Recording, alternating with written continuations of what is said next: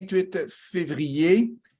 Une belle petite neige qui tombe dehors présentement. Ça fait que, avec ma marche ce matin, j'ai pu en profiter. Super le fun d'avoir un petit peu de neige qui tombe. Aujourd'hui, on va parler de REER. On va parler de marché dispensé. Comment on fait pour investir des REER, ces REER dans le marché dispensé?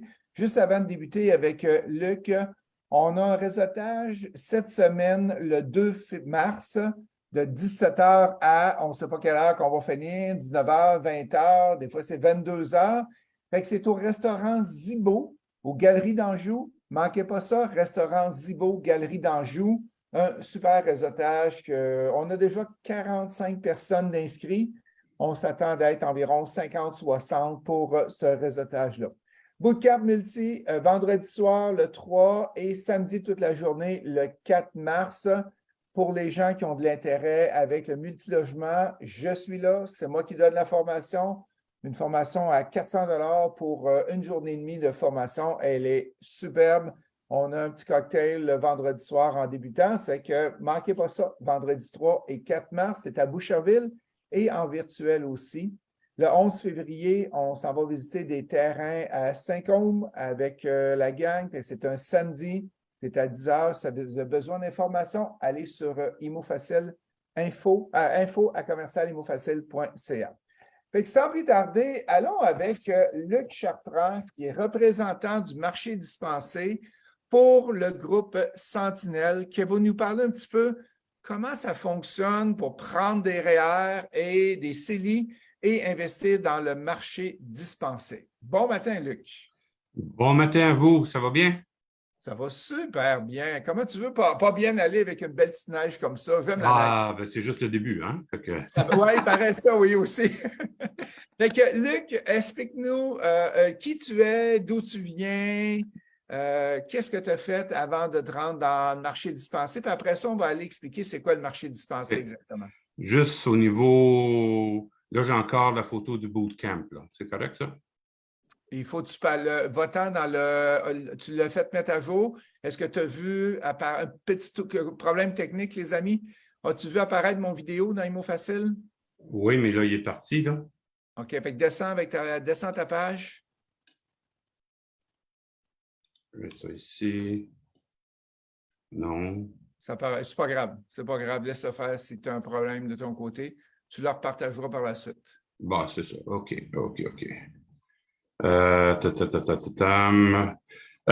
Quand on dit qu'on n'est pas familier avec certains outils, hein? Des dinosaures, ça fait état de mon âge un peu. Pas moi qui l'ai dit. Ah non, c'est moi. Bonjour. Un petit peu, à part être dans le marché dispensé, tu viens d'où? Tu fais quoi? Ben, en fait, faire un petit historique rapide, moi, je suis ingénieur de formation. Donc, j'ai gradué de Polytechnique en 1986. OK. Ça me trahit un peu, hein? OK, Et j'ai œuvré dans ce domaine-là pendant une dizaine d'années. J'ai travaillé à Baie James, tout ce qui est baie du Tson, baie d'Ongava, les villages inuits. J'ai commencé ma carrière pour une entreprise qui s'appelait Shell Canada, qui avait des dépôts pétroliers partout dans le Grand Nord. Puis il faut savoir que là-bas, la livraison de pétrole se fait une fois par année par bateau. Donc, il faut que toutes les installations soient top-notch, comme on dit en bon français, là, pour recevoir ce liquide qui va servir pour toute l'année pour les avions, les autos, les camions, les chauffages, etc. Donc, travaillé une couple d'années pour Shell, suite à ça, dans le contrôle de qualité des matériaux. Donc, le pont Médéric-Martin à Laval, l'exemple. J'ai travaillé là-dessus. Tout est sa rive sud. Te rappelles-tu d'un feu dans le pont de Lafayette, là, juste en sortant du pont Jean-Cartier? Non, il y a un camion citerne qui avait brûlé juste à ce moment-là. Ben, j'ai participé évidemment à toute l'étude suite à l'incendie pour la structure, etc. Donc, c'est un petit peu ça. Et au bout de 10 ans, ben, j'ai défroqué pour aller faire mon cours en valeur mobilière. Et j'ai commencé pour la Banque nationale dans le département d'assurance, donc assurance de personnes. La banque avait un programme où tranquillement, ça a pris plusieurs années, là, où chaque succursale devait être rentable et la vente d'assurance de personnes qui étaient référées par la succursale me donnait des crédits, etc. Donc, j'ai travaillé pour la banque pendant un petit bout de temps et puis j'ai migré de quelques sociétés. Et en 2014, on m'a présenté le marché dispensé. Le marché dispensé, c'est quoi? Ce sont des placements privés. Donc, c'est sûr que quand on parle de fonds mutuels, ce sont souvent des fonds qui sont investis à la bourse. Quand la bourse monte, ça va bien. Quand la bourse descend, ça va un petit peu moins bien, à moins d'avoir des outils particuliers. Là. Puis ça, je pourrais en parler s'il y a un intérêt au niveau d'une banque de données. Mais le marché dispensé n'est pas influencé par l'humeur de la bourse. Puis si on parle en particulier d'immobilier, ceux qui se rappellent de la crise de 2008 en immobilier, on a ce qu'on appelle dans le jargon des REIT. Les REIT, c'est des Real Estate Investment Trust. Si on regardait les REIT publics, c'est souvent là, des Ivanhoé, des centres d'achat, des bâtisses commerciales, juste à cause de l'émotion. Les REIT publics ont perdu entre 50 et 60 de leur valeur boursière en 2008, au moment de la crise. Est-ce que la place Ville-Marie a perdu 60 de sa valeur? Je ne pense pas, hein? Mais la bourse, c'est un jeu d'émotion. Alors, si on parle de placement privé, il n'y a pas cette émotion-là. On l'enlève de notre champ de vision, là, et c'est vraiment du concret, du réel, en tout point de vue et en tout temps. Okay. Si on parle d'immobilier, puis si on parle en particulier d'immobilier résidentiel, ben, les loyers rentrent, puis il y a des dépenses, puis il y a des profits. Donc, on parle de ça. Donc, pas d'émotion, puis juste de la rentabilité, puis c'est ça qu'on veut. OK. Dans le marché dispensé, est-ce que c'est tout le monde qui peut investir dans le marché dispensé? Il y a de la place pour tout le monde. Il y a certains critères à respecter au niveau des montants qu'un individu peut investir. Okay. Donc, il y a ce qu'on appelle des investisseurs qualifiés. Okay. Un investisseur qualifié, c'est celui qui gagne 200 000 et plus de revenus nets par année. Okay. Net avant impôt, là, évidemment. Ou celui qui, avec une conjointe ou un conjoint, gagne 300 000. Bon, okay. Ça, c'est un critère. Un autre critère, c'est où. C'est pas et, c'est où. Le couple ou l'individu possède au moins 1 million en valeur en actifs liquides. Okay. L'actif liquide, là, on parle de compte de banque, d'investissement boursier, CPG, etc. Là, des choses qui sont facilement réalisables rapidement. Okay. Donc, malheureusement, l'immobilier ne rentre pas dans cette catégorie-là. OK, c'est bon. Troisième critère, donc, une valeur nette d'au-dessus de 5 millions en couple. Donc, là, on peut inclure l'immobilier dans cette dernière phase-là. Donc, c'est des critères qui sont assez sélectifs. Mais ces gens-là peuvent faire à peu près n'importe quoi. Dans le sens que on peut investir facilement 30 de la valeur nette de quelqu'un dans le marché dispensé et en valeur mobilière, c'est tout à fait correct là, en termes de normes, parce que ces gens-là, souvent, vont avoir accès à des fiscalistes, à des conseils de comptables. Ils ont même possiblement des avocats ou des notaires qui travaillent pour eux autres. Là. Donc, ils ont les ressources pour avoir un petit peu moins d'informations, si on veut, parce que dans le marché privé, ce qui distingue du marché public, là, le marché public, il y a des prospectus. Okay. Donc, en théorie, quelqu'un a une brochure, il y a un prospectus, et le prospectus, c'est vérifié par les valeurs mobilières des provinces, et tout le monde sait à quoi s'attendre. Okay? Puis, un gestionnaire ne peut pas dévier de son prospectus. Dans le marché privé, il n'y en a pas de prospectus. Alors, souvent, là, il va y avoir ce qu'on appelle une notice d'offre. Ça ressemble, mais ce n'est pas vérifié par les valeurs mobilières. Okay. Donc, c'est le critère le plus important. Donc, en théorie, les produits du marché dispensé sont plus à risque que les marchés des valeurs mobilières traditionnelles. Donc, l'investisseur qualifié dont j'ai parlé, en théorie, il y a les outils pour évaluer comme il faut son investissement. Okay. Sinon, bon, il y a d'autres critères là, où un individu pourrait être limité à 100 000 par année, ou encore d'autres critères plus stricts. Quelqu'un qui gagne moins de 75 000 ou qui n'a pas beaucoup de valeur nette va être limité à 10 000 par année. OK. Fait d'investissement dans les produits. Il y a une possibilité d'aller d'investir même si tu n'as pas de X centaines de mille de revenus, c'est ça? Exact, tout à fait. Parfait, excellent. Donc, quelqu'un qui a un 20 000 d'épargne pourrait investir dans le marché dispensier assez facilement. Excellent. Bon, parfait. C'est sûr qu'il faut choisir des produits en conséquence. Hein? Mais il y a des possibilités définitivement. Super. Parle-nous un petit peu des différents produits qu'on peut aller chercher puis investir ses REER dans des produits dans les marchés dispensés. Vas-y avec les produits en immobilier. On est tous des gens en immobilier. Oui. Quel genre de produits? Puis tu pourrais en partager un. Je pense que tu en avais préparé un à partager. Oui, je vais regarder ça. Oui. Je vais juste aller ici. Je vais juste faire ça ici pour commencer. Je vais aller chercher celui-là, ça va donner une idée. Est-ce que tu le vois? Non, il faut cliquer sur partager. Bon, il faudrait que je rentre dans mon ici.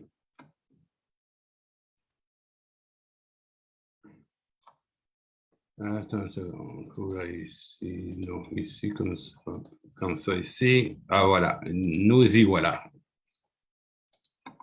OK, j'en ai un ici. La première chose, je vais démystifier. Là, tu vois le produit? Oui, exact, oui. OK. La première chose que je vais dire, là, c'est, bon, j'étais dans la rencontre au mois de février, là, au Motel Universel. Oui. Et souvent, on va parler d'investir ses REER en immobilier. Oui. Je vais juste faire la part des choses bien comme il faut. Donc. Mon rôle n'est pas de vous donner accès à vos REER pour acheter un bloc. Okay? Ça ne marche pas de même, je ne peux pas faire ça. Donc, quand on parle d'investir ses REER en immobilier, on ne parle pas justement de servir de ça comme mise de fonds pour acheter des actifs. Super. Donc, Parfait. moi, quand je parle de REER en immobilier, c'est vous avez un CELI, vous avez un REER, vous avez un CRI ou un REER immobilisé. Là, si vous étiez pour, exemple, le gouvernement du Québec, puis vous êtes parti de là, puis vous avez pris votre fonds de pension avec vous, là, on appelle ça un CRI, c'est immobilisé. Bien, souvent, vous avez des sommes à l'intérieur de ça et que vous avez soit déjà accumulé ou que vous accumulez tranquillement, peu importe. Et là, vous dites, moi, si on regarde la bourse cette année, là, personnellement, je pense qu'elle va perdre 20 %. Ça, c'est mon opinion. Okay. On s'en va en récession, le taux de chômage va augmenter. Il y a déjà une réduction des profits des entreprises qu'on voit. Le marché de la construction est déjà au ralenti par rapport à ce qui était. Donc, on voit qu'il y a une tendance à la baisse, une tendance vers la récession. Donc, en théorie, les marchés boursiers devraient être négatifs en 2023. Puis ils l'ont déjà été en 2022. Okay, donc, quelqu'un peut dire, moi, j'ai 50 000 de REER, puis j'aimerais avoir une partie qui est à l'abri de ces fluctuations boursières-là. Qu'est-ce que je peux faire? Bon, on pourrait avoir un certificat de placement garanti qui va donner du 3-4 %, peut-être 5 là, dans certains cas. Mais ça veut dire que notre fonds va être immobilisé pour, si on veut avoir 5, là, il va peut-être être immobilisé pour 4 ou 5 ans, ce qu'on ne veut pas nécessairement. Donc, on peut aller dans des produits du marché dispensé. Certains sont plus liquides que d'autres, mais il s'agit de discuter avec l'investisseur pour voir qu'est-ce qu'il veut exactement. Là. Mais tout ça pour dire qu'on peut investir dans des produits, en particulier en immobilier. J'en montre un ici là, qui s'appelle Centurion. Okay. Centurion, ce que c'est? C'est des gros blocs appartements ou des grosses résidences étudiantes. Okay. Donc, c'est vraiment du multilogement. Si on regarde rapidement, c'est la fiche de Centurion. On regarde un rendement depuis 2009. Là. Lui ici, ici, il marque depuis 2013. Là. Mais quand même, on voit que malgré les fluctuations boursières, ce fonds-là, il tient la route. Il y a des distributions mensuelles, régulières. Il y a une appréciation du capital. Ça va super bien. On voit aussi la valeur du fonds. Ça ici, là, on est en août, au 30 août 2022, le fonds valait 5,8 milliards de dollars. Aujourd'hui, il est rendu à 6,4 milliards de dollars. OK. 6,4 milliards de dollars, là, c'est investi dans 148 unités. OK. Donc, il y en a... Ça doit être immeuble, pas unité. Ben, c'est des immeubles, évidemment. Là. Des immeubles, je ne parle pas de nombre de portes. Là. Quand je parlais d'unités, je parlais d'immeubles. Ils sont investis dans 148 immeubles. Ils ont 300 millions en liquidité en cash présentement dans le fonds, soit pour fin de rachat, des gens qui veulent sortir pour quelque raison que ce soit, un décès ou un besoin quelconque, là, ou pour être accessible pour des nouvelles opportunités. Mais là, la question qui me brûle les lèvres, là, ça rapporte combien? Puis c'est quoi les statistiques historiques? Bien, si on regarde, le gestionnaire est prudent. Ouais, Il dit, moi, j'aime 7 à 12 par année. Parfait. Fait que c'est du 7 à 12 que ça rapporte? Okay. Par année, Parfait. de façon régulière. Si on regarde le cumul annuel depuis que le fonds est parti, là, on parle de 11,8 OK, parfait. Donc, ça, c'est un rendement annuel là, depuis 2009. Ça donne une idée. Là. Fait que ça, c'est un exemple de projet que tu peux faire, que tu peux investir dedans. Exact. C'est comme faire partie d'un groupe. Chez Mots Facile, on rassemble des groupes souvent pour embarquer dans des projets, mais eux autres, ils le font à grande échelle. C'est beaucoup, beaucoup d'investisseurs qui embarquent dedans et qui diminuent le risque. Et en ayant plus d'argent, ils sont capables d'aller chercher des immeubles encore meilleurs que qu'est-ce que nous autres, on va être capable d'acheter. Oui, puis souvent, c'est des immeubles qui sont neufs. Okay. Exemple, à Laval, il y a eu une construction nouvelle. Ils ne participent pas à la construction. Ça là, ils ne sont pas entrepreneurs. Ils ne participent pas là-dedans. Fait qu'il y a un entrepreneur qui va construire un immeuble de 150 portes, par exemple, là, et Centurion va l'acheter neuf. Bon, il y a plusieurs raisons à ça. Premièrement, il y a une raison de qualité. Hein, on sait ce qu'on achète. Deuxièmement, ben, pendant les premières années, les loyers ne sont pas régis par la Régie du logement.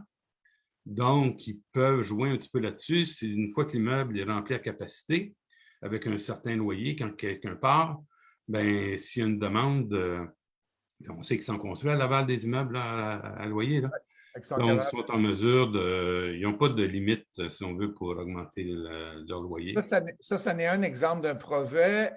Peux-tu nous en parler sans présenter? Peux-tu nous en parler d'autres que tu as et que les gens peuvent embarquer avec toi? Oui. Je vois qu'il y a plusieurs personnes qui sont en ligne. Si vous avez des questions, n'hésitez pas. J'ai le commentaire ouvert et je peux vous voir. OK.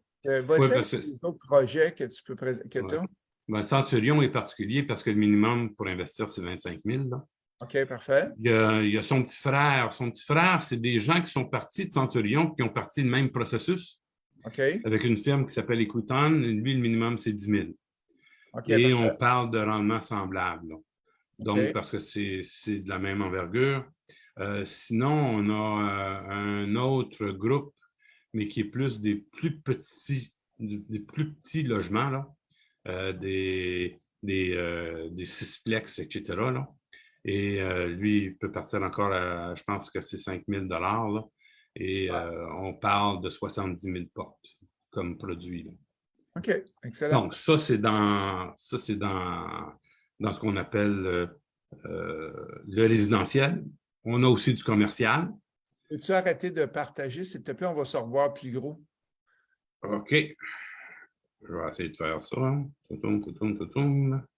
Attends une seconde. Non, c'est pas ça que je veux faire. C'est ça. C'est ça. Moi, je suis tellement bon là-dedans. Attends un peu, moi, de débarquer. Fait qu'on continue à parler, là, puis je vais te débarquer dedans. Parfait. OK. Donc, oui, c'est bon, je te vois. Bon, good.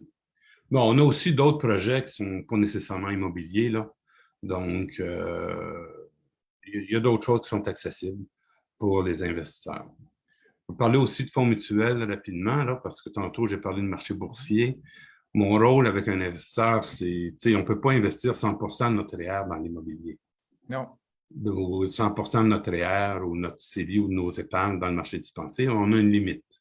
La limite, c'est 30%. Ça, c'est fixé aussi par les valeurs mobilières. Donc, le reste, j'utilise une base de données qui me permet vraiment de choisir les meilleurs fonds mutuels au Canada pour chacune des catégories. En fonction du cycle boursier, bien là aussi qu'il faut être plus en consommation de base ou en consommation discrétionnaire. S'il y en a qui ont regardé le Journal de Montréal ce matin, il y avait un article comme quoi la Caisse de dépôt se vantait d'avoir battu son indice de référence. OK. Et l'article disait que l'indice Québec 30 avait surpassé la Caisse de dépôt de façon, comment je pourrais dire, de façon polie. Ils l'ont clenché. Ils l'ont clenché. OK? Mais si on regarde l'indice Québec 30, c'est quoi? C'est du métro, c'est du Saputo, c'est beaucoup d'entreprises de consommation. Quand on s'en va en récession, il faut être dans ce type d'entreprise-là parce que les gens vont continuer à faire leur épicerie, vont continuer à avoir besoin de produits de consommation. Okay. Donc, quand on tombe dans un pic de marché et qu'on s'en va en récession, il faut être dans ces entreprises-là. Donc, il faut choisir des fonds mutuels qui, à la base, ont ces entreprises-là, donc une plus grande proportion dans ces secteurs-là. Puis quand on va sentir que la récession tire à sa fin, ben on retourne en technologie, puis on donne la claque parce que c'est les secteurs qui vont remonter le plus rapidement. Est-ce que le CELI est un produit disponible pour le marché dispensé? Tout à fait. Oui? Tout à fait. Donc, tout ce qui est régime enregistré, on parle REER, CRI ou CELI. L'argent d'une corpo pourrait être investi dans le marché dispensé ou l'argent personnel aussi. Là. Oui. Donc, tu sais, ce qui est important, c'est que c'est toujours la diversification du portefeuille. Super. Si on regarde les mieux nantis dans le monde, c'est quoi la répartition d'actifs de façon générale? Ils ont 25% de leurs actifs. Ça, c'est une source qui s'appelle Tiger 21. Là. Ils ont à peu près 25% de leur actif qui est en immobilier, 25% en placement privé, 25% en marché public, puis 25% en obligations ou en liquidité. Super. Ça, généralement, là, quand on parle d'une diversification de portefeuille, c'est l'ultime. C'est sûr que quelqu'un qui est mordu d'immobilier va avoir tendance à aller à 100% en immobilier, là, puis je ne peux pas contester ça. Là, okay? C'est dans la nature de l'investisseur immobilier parce que ce sont des actifs durables, solides, qui prennent de la valeur dans le temps. N'empêche qu'à un moment donné, il faut diversifier un peu aussi et aller chercher d'autres actifs. Là. Super. Et c'est quoi la procédure? Mettons qu'on veut investir CREER dans des REIT, dans des fonds immobiliers, dans des Provec, Centurion. Fait comment ça marche? On te contacte? À quel endroit? On me contacte. Vous avez mon numéro de téléphone juste dans la fenêtre ici, là. Parfait. 514-995-4584. Je pense que c'est la meilleure façon pour commencer une discussion. Parfait. Ou sinon, je sais que les mardis au Motel Universel, je suis là aussi.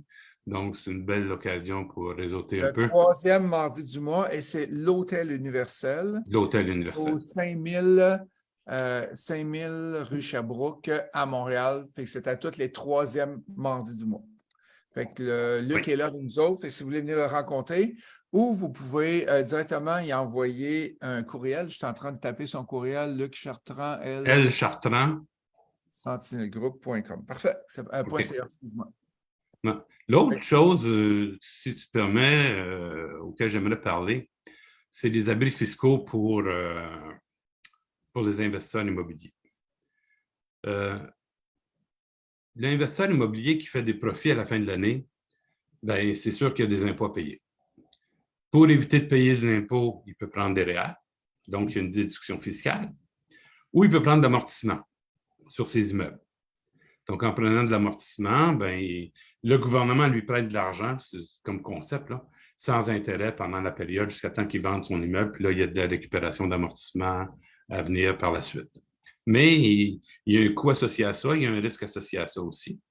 Okay. Je vais juste présenter rapidement une troisième possibilité pour les gens qui gagnent 200 000 et plus de revenus nets par année. Donc, ça, c'est des... quand je dis net, là, c'est avant impôt. OK, c'est bon. C'est 200 000 de revenus après dépense. Ouais. Okay? Donc, ces gens-là ont accès à ce qu'on appelle des actions super accréditives. Des actions super accréditives, c'est des actions d'exploitation minière pour trouver des nouveaux gisements ou pour une mine qui est déjà en exploitation, là, voir jusqu'où son gisement sera. Et c'est une déduction fiscale qui est à peu près de l'ordre de 117 %. Donc, quelqu'un qui investit 10 000 là-dedans aura environ 11 000 de déduction fiscale. Okay. Parce que c'est un projet d'investissement. Et ultimement, 1 an après, bon, l'individu va avoir des pertes dans son investissement, ce qui est normal parce que c'est des dépenses. Mais 1 an après, ces projets-là sont vendus aux minières et l'individu va générer un gain en capital. OK, parfait. En moyenne, là, le rendement net par année se situe entre 15 et 30 % net d'impôts par année sur ce type d'investissement-là. Donc, c'est très intéressant. Il y a des années particulières, comme l'année passée, ça a été négatif, mais ça arrive peut-être une année sur 10 où c'est négatif, là.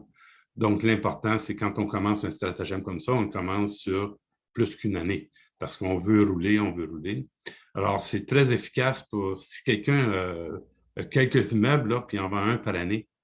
Bien, exemple, on peut faire ça. Ou ceux qui ont des compagnies de gestion, c'est un scheme qui est très, très intéressant aussi au niveau fiscal. Super.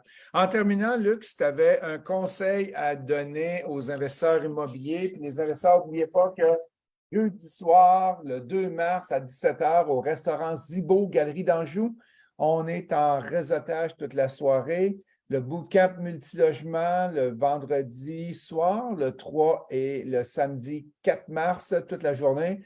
C'est moi qui est là et on va aller souper ensemble en passant le samedi soir. Visite de terrain le 11 février dans la région de Lanaudière. Fait que Luc, le mot de la fin, tu dirais quoi aux investisseurs qui veulent se lancer? Faites vos devoirs. Quand vous achetez un immeuble, vous faites vos devoirs, vous le faites inspecter, vous allez le visiter. Quand vous investissez dans des produits financiers, faites vos devoirs. C'est un travail d'équipe. Ce n'est pas une personne qui suggère, puis vous dites « OK, je vais là-dedans », puis vous ne faites pas vos devoirs. Faites vos devoirs dans n'importe quel type d'investissement que vous faites. Vous allez être gagnant à long terme. Super. Bien, merci beaucoup, Luc. Et merci à vous tous d'avoir été là. On termine l'entrevue 227. Et là, officiellement, la semaine prochaine, on est rendu le midi. Fait qu'à partir de mardi prochain, ça va être de midi à 12h30, les entrevues. On espère avoir plus de gens qui vont se joindre à nous et qui vont être disponibles sur l'heure du dîner plus que le matin à 8 h. Fait que l'entrevue 228 la semaine prochaine. Merci la gang, bonne semaine et on se voit au réseautage où on se voit mardi prochain. Bye! Merci beaucoup.